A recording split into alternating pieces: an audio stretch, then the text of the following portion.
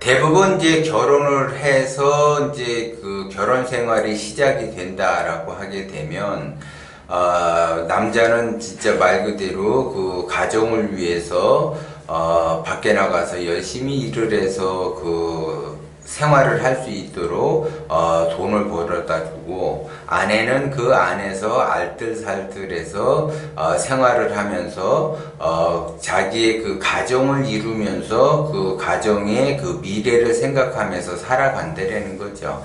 그러면 사람은 누구나 다 가정을 이루고 산다라고 해서 그 사람이 그 특히 이제 여자 같은 경우는 조강지처의 기운을 가지고 살아가느냐 아니면 첩의 기운을 가지고 살아가느냐에 따라서 그 가정의 방향성이 달라진다라는 거죠. 대부분 조강지처라고 하게 되면 처음에 이제 결혼을 해서 그 조강지처가 알뜰살뜰 그 살림을 해가지고 이제 그 가정을 풍족하게 이루려고 하죠. 그래서 대부분 이제 남자들이 바람을 피더라도 조강지처를 벌이면 천벌을 받는다라고 이제 이야기를 하는데, 그러면 그 조강지처라고 하는 것은 어떤 역할을 하는가? 그러면 결혼 생활이라고 하는 것은 누구나 다 그럼 처음 결혼했다고 해서 조강지처가 되는가? 그것은 아니라는 거죠. 왜 그러냐면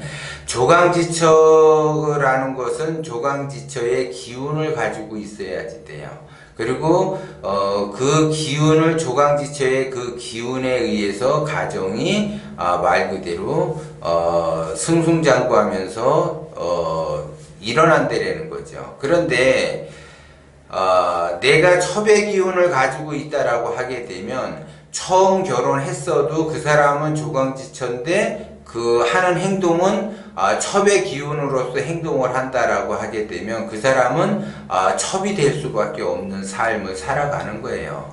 그래서 어떤 사람은 사주나 관상을 보면 조강지처의 삶을 살아가는 사람이 있고, 처음에 결혼을 하지 않더라도 두 번째 재혼을 하더라도 그 사람이 조강지처의 기운을 가지고 있다라고 하게 되면 그 사람이 그 집안을 일으킬 수밖에 없다라는 거고, 처음 결혼했다고 해서 그 사람이 조강지처가 되는 것이 아니라 그 사람이 첩의 기운을 쓰고 있다라고 하게 되면 그 집안은 몰락을 할 수밖에 없다라는 거죠. 그래서 조강지처는 우선적으로 가정을 중시하지만 첩의 기운을 갖고 있는 사람은 가정을 중시하는 것보다 자기 자신을 먼저 중시한다라는 거죠. 그래서 자기 자신의 그 삶을 먼저 생각하고 그 다음에 가정이라는 것을 생각을 하는데, 조강지처의 기운을 갖고 있는 사람은 가정을 먼저 생각하고 그 다음에 자기 자신을 생각을 한다라는 거죠. 그러면 가정을 생각한다라는 사람은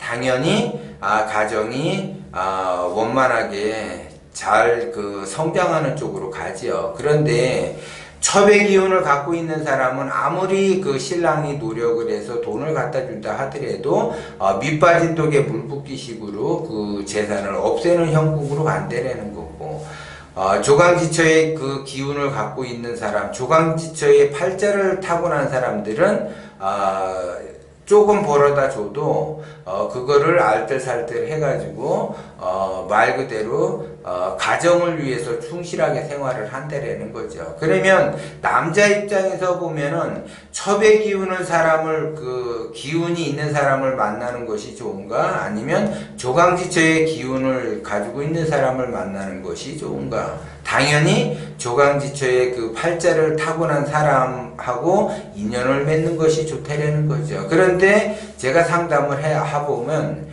대부분 자기 자신은 첩의 그 팔자를 타고났는데도 불구하고 신랑을 원망을 하고 신랑이 안 됐다라고 하고 신랑이 뭐 이렇게 해서 우리는 사이가 안 좋다, 그래서 이혼을 해야지 된다라고 그래요. 그래서 이런 그 첩의 기운을 가지고 있는 그러한 팔자를 태어난 그 여자들은 누구를 만나더라도 자기 자신이 첩의 그 기운을 쓰기 때문에 되는 일이 없다라는데도 불구하고 자기 자신은 잘 하고 있는데 신랑이 잘못해가지고 이러한 경우가 발생이 된다라고 이야기를 해요. 그래서 굉장히 내가 어떠한 기운을 가지고 있느냐에 따라서 신랑이 달라지는데, 신랑도 마찬가지예요. 그 신랑도 말 그대로 가정을 위해서 자기가 열심히 가정을 이루려고 해야지 되는데, 자기는 나름대로 노력을 하지만 그 노력의 한계점에 부딪히게 되면 무능력한 남편이 된다는 거죠. 그러면 그 무능한 남편이 말 그대로 조강지처의 기운을 갖고 있는 여자의 빨대를 꽂아서 살게 돼요. 그러면 빨대를 꽂는다라고 하는 거는 당장은 살아갈 수 있지만 시간이 흐를수록 이렇게 가정이 제대로 조화를 이루면서 가정을 이루어내기가 어렵다는 거죠. 그래서 이것이 조강지처의 기운이냐 첩의 기운이냐, 이것이 꼭 여자만이 해당이 되는 것이 아니라 남자도 해당이 된다는 거죠. 그렇기 때문에 남자 입장에서 보면은 남자는 잘하는데 여자를 뭐라고 하는 경우가 많고, 여자 입장에서 보면은 여자는 잘하는데 남자한테 뭐라고 하는 경우가 많다는 거죠. 그러면 지금 이제 내가 조강지처의 그 기운을 타고났는지 아니면 첩의 기운을 타고났는지를 잘 봐야지 돼요. 그런데 첩의 기운을 타고났다라는 거는 결국 뭔 소리냐면, 결혼을 하기 전에는 사람은 다 자기 중심적으로 살아가요. 그리고 결혼을 한 다음에는 가정을 중심으로 살아가야지 되는데, 자기의 그 기운대로 자기가 해왔던 방식을 버리지 못하고 가정이 우선인 것도 모르고 자기만 먼저 생각을 하는 그 기운이 있다라는 거죠. 그러면 결혼을 할 때나 결혼하지 않을 때나 똑같다라는 거죠. 그러면 이 사람은 변화가 되지 않았기 때문에 가정을 먼저 생각해야지 되는데도 불구하고 자기의 그 울타리 안에서 벗어나기가 어렵다라는 거죠. 그래서 이런 사람은 원래 첩의 그 기질이 있는 사람은 절대 결혼을 하면 안 돼요. 혼자 살아야지 돼요. 자기가 혼자 살아야지 결혼을 함으로써 남의 인생을 망칠 수가 있다라는 거죠. 근데 남의 인생을 망쳐놓고서 자기가 또 잘났다고 이야기하는 사람들이 많다라는 거죠. 그래서 조강지처의 기운을 가지고 있는 사람들은 당연히 결혼을 하게 되면 더 성장을 할 수밖에 없는 거고, 첩의 기질을 가지고 첩의 태도를 보이게 되면 가정은 절대 성장하는 쪽으로 가는 것이 아니라 자멸하는 쪽으로 갈 수밖에 없고, 본인도 자멸의 길로 갈 수밖에 없어요. 그래서 절대 그러한 기운을 쓰는 사람들은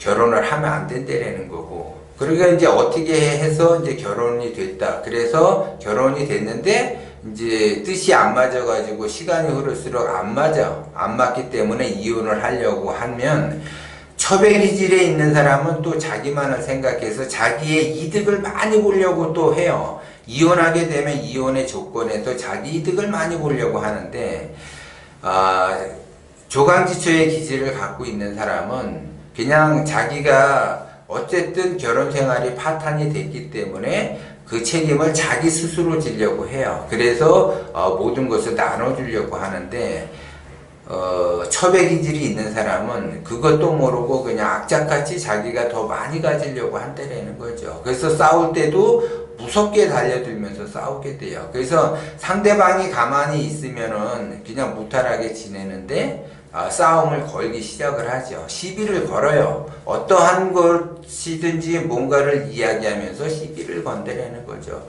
그렇기 때문에 그 가정이라고 하는 것은 자기의 그 제2의 인생이 시작되는 곳이긴데, 그 제2의 인생이 성장하는 쪽으로 가야지 자기 자신도 성장하는 쪽으로 갈 수가 있어요. 근데 그 가정 자체가 성장하는 쪽으로 가지를 못하게 되면 내 자신도 성장하지 못하는 쪽으로 가는 거죠. 그래서 결국 누워서 침 뱉기인데도 불구하고 그거를 모른다는 거죠. 그래서 조강지처는 그거를 아는 거고, 첩의 그 인생을 살아가는 사람은 모르는 거예요. 그렇기 때문에 남자든 여자든 물론 이제 사랑을 했기 때문에 결혼을 하는데, 그 사랑이 온전한 사랑인가도 잘 파악을 해보고, 또 결혼이라고 하게 되면은 내 중심이 아니라 가정이 먼저 중심이 된다는 거, 그거를 내가 배려하면서 어떻게 이거를 맞춰갈 수 있는가, 이것이 더 중요하다는 거죠. 그래서 어쨌든 첩의 기질을 갖거나 첩의 그